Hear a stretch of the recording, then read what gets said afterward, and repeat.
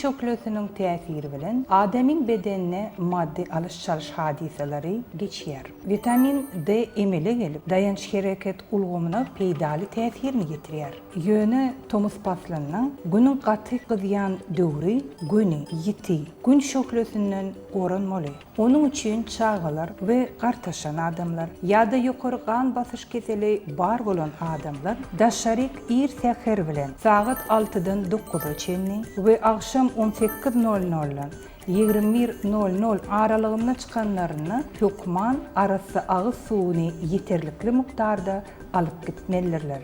Beýleki adamlar ýeti günüň şöklösünden hökman ak başgaplar ýa-da ýalyklar bilen goranmalydyrlar we öz ýanlaryny ýeterlikli agyz suwunyň bolmagyny üçin etmelidirler. Mehriban adamlar ezidileşler. Thomas Paslan'a ýeti günüň şöklösünden dogry goranyň.